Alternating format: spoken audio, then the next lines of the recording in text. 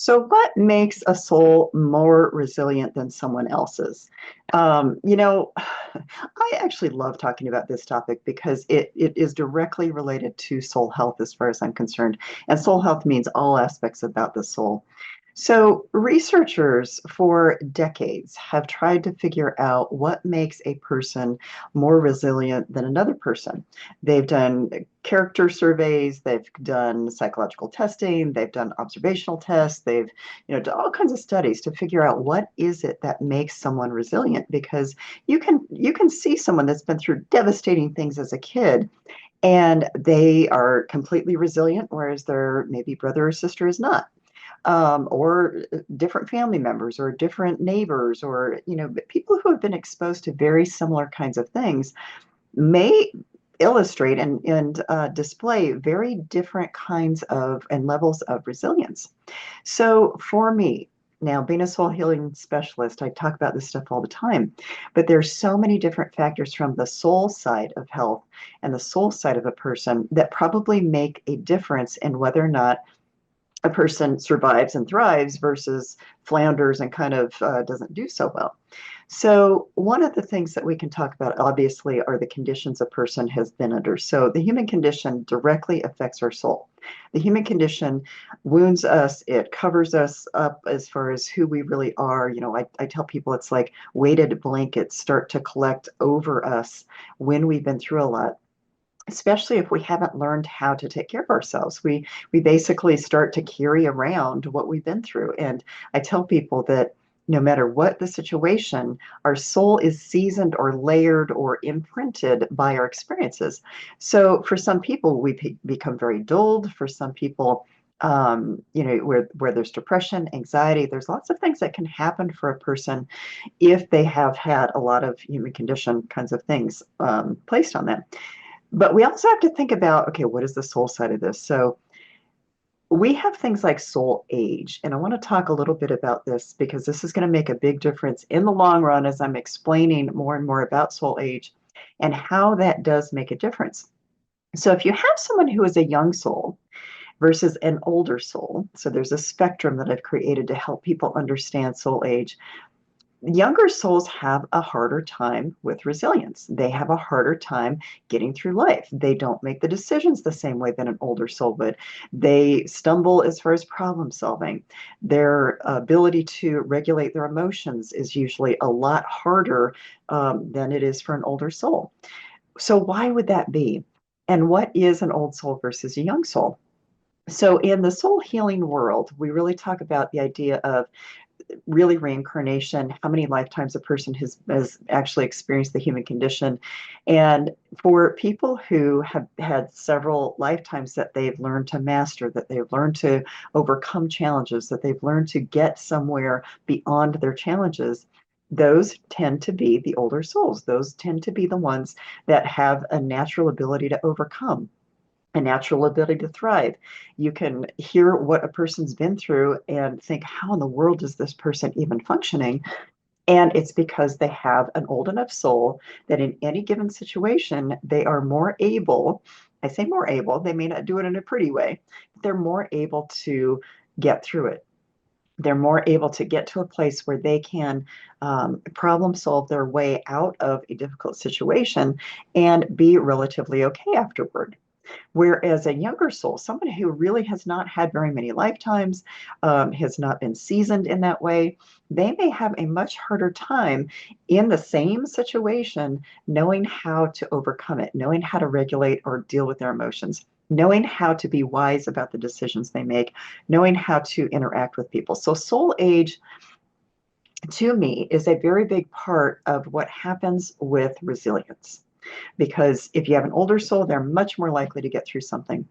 I think about things like drug addiction or trauma or very difficult life events. It's usually the older souls that they don't really skate through those kinds of things, but they are able to get through them. They're able to understand the impact they're having on other people. So they work hard to get past them. They understand the impact they're having on themselves, that they don't want to live that way anymore. So they tend to overcome and create the behaviors or overcome the things they need to overcome to get past those things. So again, younger soul versus older soul, it makes a huge difference with resilience. Now we can go back to soul injury and talk about this as well.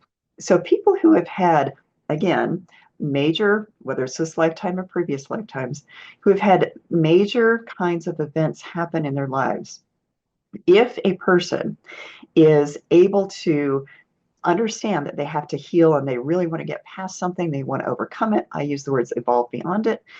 If they know that, then they can get to that point faster than someone who is not as willing or interested in doing their soul healing work. So those weighted blankets that I talked about won't pile up as high for someone who's an older soul or for someone who is willing and interested to do their soul healing. They will get through those piles much faster than someone who's not very interested or motivated in doing that. So there will be a very big difference in how it is that someone who has had a lot of soul trauma will be affected. Things like astrological personality, that has something to do with it too.